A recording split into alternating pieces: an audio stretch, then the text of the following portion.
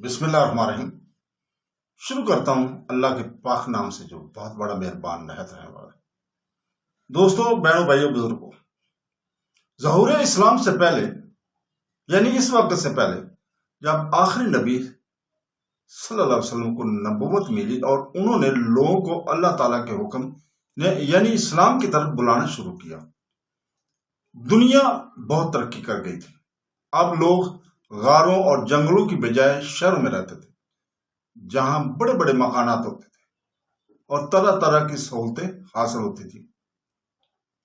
کھیتی باڑی کرتے تھے اور تمام قسم کا غلہ جو آج ہم لوگ کھاتے ہیں پیدا کرنا سیکھ گئے تھے۔ ان کو سوتی، اونی اور ریشمی کپڑا بنانا بھی آ گیا تھا۔ لوہے اور مختلف دھاتوں سے برتن اور ضرورت کی تمام چیزیں بنا سکتے تھے۔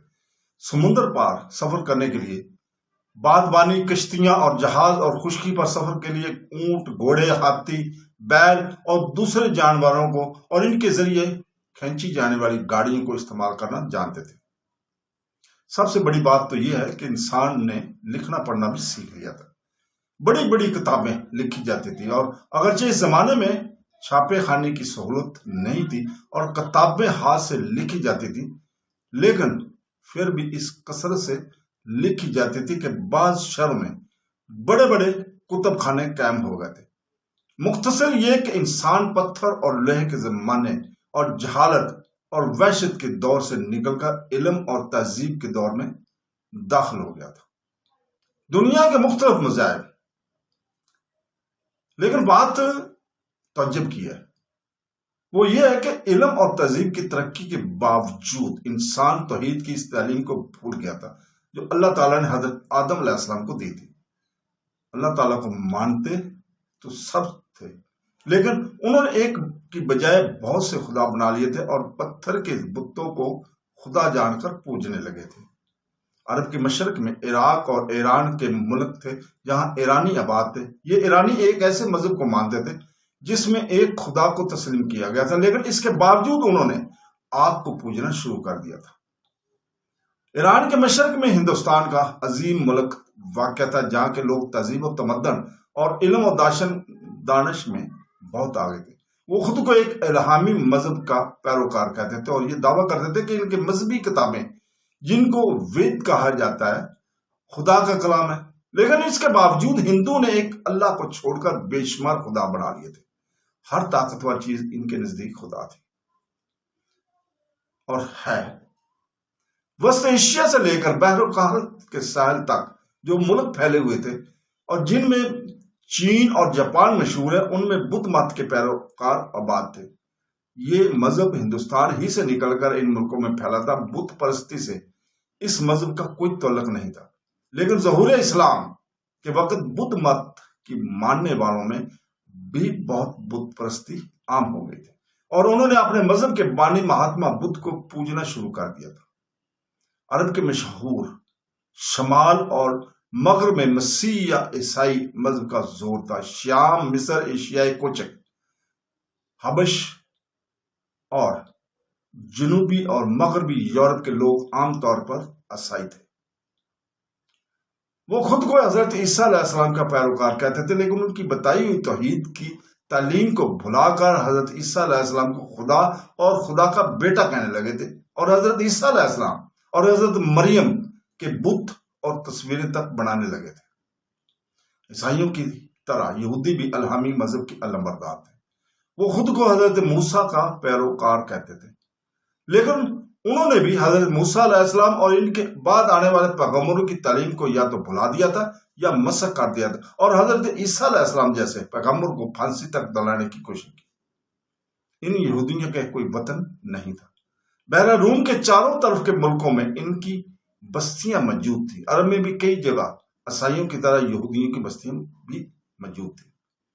تو یہ صورتحال تھی ظہور اسلام سے پہلے دنیا کی۔ لیکن ایک دلچسپ بات یہ ہے کہ ان تمام قوموں میں اگرچہ بت پرستی عام تھی، لیکن وہ ایک آخری نبی کا انتظار بھی کر رہی تھی جو ان کو نجات دلائے گا اور یہ صحیح راستہ بتائے گا۔ یہودیوں اور عیسائیوں کی مذہبی کتابوں میں تو آخری نبی سے متعلق پیشین گوئیاں اور خوشخبریاں بہت واضح ہیں، لیکن ایران کے آتش پرستوں اور ہندوستان کے ہندوؤں کے مذہبی کتابوں تک میں بھی یہ آخری نبی کے متعلق اشارے ملتے ہیں۔ یہ اس بات کا ثبوت ہے کہ ابتدا تمام مذاہب کا سرچشمہ ایک ہی تھا۔ اس طرح عرب کا ملک جہاں آخری نبی پیدا ہوئے حضور پاک صلی اللہ علیہ وسلم، اور جہاں خدا کے پیغام اسلام کو اثر نو زندہ کیا گیا، تہذیب و ترقی کی دوڑ میں دنیا کے ان ملکوں سے بہت پیچھے تھا جن کا تذکرہ ابھی ہم کر چکے ہیں۔ ایک زمانہ تھا جب عرب کے قدیم باشندوں نے عرب سے نکل کر بابل، شام اور مصر میں شاندار حکومتیں قائم کی تھی اور تہذیب و تمدن کو ترقی دی تھی۔ بابل کا مشہور حکمراں حموربی، جو ایک قانون ساز کی حیثیت سے مشہور ہے، عربوں کی اسی قدیم دور سے تعلق رکھتا ہے۔ اس زمانے میں عربوں نے خاص عرب میں بھی حضرموت کے علاقے میں اور خلیج فارس سے متصل عرب کے مشرقی ساحل پر ایک شاندار تمدن کی بنیاد رکھی تھی۔ لیکن عرب کے یہ کارنامے زمانہ قبل از تاریخ سے تعلق رکھتے ہیں، اور آج ان کا حال معلوم کرنے کا واحد ذریعہ اس دور کے آثار قدیمہ کی وہ کھدائی ہے جو دور جدید میں کی گئی ہے۔ عربوں کی تاریخ میں ان قوموں کو عرب بیدہ یعنی وہ عرب جو ناپید ہو گئے کہا جاتا ہے۔ عاد اور سمود کی قومیں اور حضرت ہود اور حضرت صلی اللہ علیہ وسلم جیسے رسول اسی دور میں تعلق رکھتے تھے۔ ظہور اسلام سے قریبی زمانہ میں یمن میں عربوں نے ایک شاندار تمدن کی بنیاد ڈالی تھی، اور یہ دور سبا کی سلطنت کا تھا جو 1100 قبل مسیح سے سن 300 تک قائم رہی۔ اس زمانے میں زراعت، تجارت اور صنعت و حرفت کو فروغ ہوا۔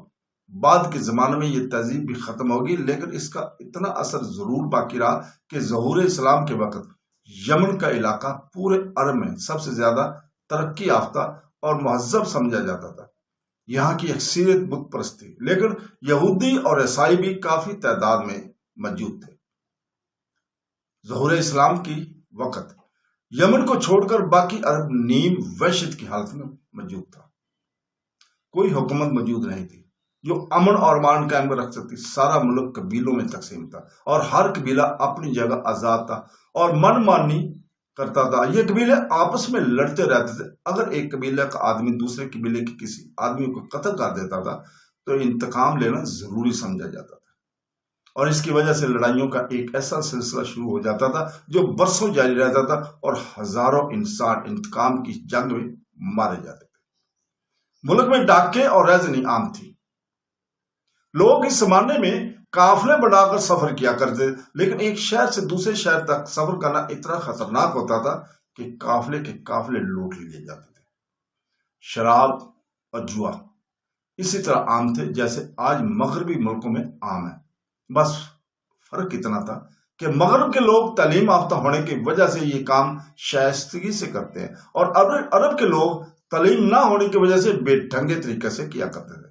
کسی آدمی کی جان لینا معمولی بات تھی، ذرا سی بات پر لڑتے تھے اور ایک دوسرے کو قتل کر دیا کرتے تھے۔ لڑکی کا پیدا ہونا بہت برا سمجھا جاتا تھا اور اس کو بے عزتی کی نشانی سمجھا جاتا تھا۔ ایسے سندل لوگ بھی موجود تھے جو لڑکی کو پیدا ہوتی زمین میں زندہ دفن کر دیا کرتے تھے، اور کوئی ان سے اس خون کا جواب طلب بھی نہیں کرتا تھا۔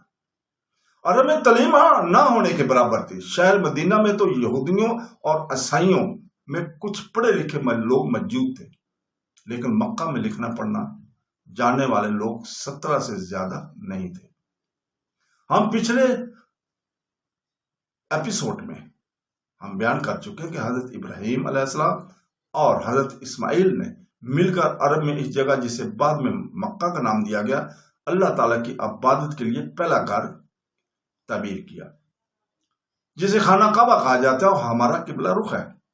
حضرت اسماعیل علیہ السلام اس کے بعد مکہ ہی میں آباد ہو گئے تھے۔ جب خانہ کعبہ بنا تھا تو اس جگہ کسی قسم کی آبادی نہیں تھی، لیکن کعبہ بننے کے بعد اس کے چاروں طرف لوگ آباد ہوتے چلے گئے، اور اس طرح ایک شہر وجود میں آ گیا جسے لوگ مکہ کہتے ہیں۔ حضرت اسماعیل علیہ السلام کے بعد جیسے جیسے وقت گزرتا گیا، مکہ اور عرب کے لوگ حضرت ابراہیم علیہ السلام اور حضرت اسماعیل علیہ السلام کی تعلیم کو بھلاتے چلے گئے، اور پھر ایک شخص نے ایک بت لا کر کعبہ میں رکھ دیا جس کے لوگ جس کو لوگ خدا سمجھنے لگے، اور اس طرح بت پرستی شروع ہو گیا، اور ایک وقت ایسا آ گیا کہ خانہ کعبہ میں جو ایک خدا کی عبادت کے لیے بنایا گیا تھا، 360 بتوں کی پوجا ہونے لگی۔ ہر قبیلہ نے اپنا ایک بت تلاش لیا۔ مکہ میں ایک خدا کو ماننے والے اب بھی موجود تھے، لیکن ظہور اسلام کے وقت ان کی تعداد انگلیوں پر گنی جا سکتی تھی۔ ان تمام خرابیوں اور برائیوں کے باوجود عربوں میں کچھ خوبیاں بھی تھیں۔ وہ بہادر تھے، نہ ڈر تھے، فیاض تھے، عہد کے پابند تھے، حریت پسند تھے، اور ان کی زندگی سادہ تھی۔ وہ دنیا کی دوسری پرانی اور مہذب قوموں کی طرح آرام طلب اور عیش پسند بھی نہیں تھے۔ ان میں لکھنے پڑھنے کا رواج نہیں تھا، لیکن ان کی زبان عربی دنیا کی مکمل ترین زبان تھی۔ قبل از اسلام کی عربی شاعری آج بھی دنیا کی بہترین شاعری میں شمار ہوتی ہے۔ خطابت یعنی تقریر کرنے کے فن میں عرب کسی کو اپنا مد مقابل نہیں سمجھتے تھے، بلکہ دوسری قوموں کو عجمی یعنی گنگا کہتے تھے۔ بلند خیالات کو ادا کرنے اور دلوں میں اثر پیدا کرنے کے لیے عربی سے زیادہ موزوں کوئی زبان نہیں تھی۔ اس زبان کے مختصر جملوں میں بڑے بڑے مضامین ادا ہو جاتے تھے، اور پھر ان میں سے ایسا زور ہوتا تھا کہ دلوں میں تیر اور نشتر کی طرح اثر کرتے تھے۔ ایسی شیرینی ہوتی ہے کہ کانوں میں رس پڑتا معلوم ہوتا ہے، ایسا نغمہ ہوتا ہے کہ آدمی بے اختیار جھومنے لگتا ہے۔ قرآن پاک جیسی کتاب کے لیے ایسی ہی زبان کی ضرورت تھی۔ زبان کی اس خوبی کی علاوہ جغرافیائی نقطہ نظر سے ایک بین الاقوامی پیغام کے لیے عرب سے زیادہ موزوں مقام دنیا میں اور کوئی نہیں ہو سکتا تھا۔ یہ ملک ایشیا اور افریقہ کے عین وسط میں واقع ہے، اور یورپ بھی یہاں سے بہت قریب ہے۔ خصوصاً اس زمانے میں یورپ کی متمدن قومیں زیادہ تر یورپ کے جنوبی حصہ میں آباد تھی، اور یہ حصہ عرب سے اتنا ہی قریب ہے جتنا ہندوستان اور پاکستان۔ یہ وہ حالات تھے کہ عرب کی سرزمین میں پیغمبر اسلام اور آخری نبی پیدا ہوئے۔ تو دوستو، ہم اس آگے قسط میں دنیا کی اس سب سے بڑی ہستی اور بڑی نوع انسان کے اس عظیم موسم کا حال بیان کریں گے، جس کی امت میں ہونے کا دعویٰ ہم سب مسلمان کرتے ہیں۔ آپ کے حالات، تعلیم، اچھی طرح واقف ہونے کے بعد یہ بات بھی سمجھ میں آ جائے گی کہ قرآن پاک کا یہ دعویٰ کہ خدا کا کلام ہے اور نیک لوگوں کے لیے ہدایت کی کتاب ہے، بالکل صحیح اور درست ہے۔ تو دوستو، اس وقت تک لیے اجازت چاہتے ہیں۔ اللہ حافظ۔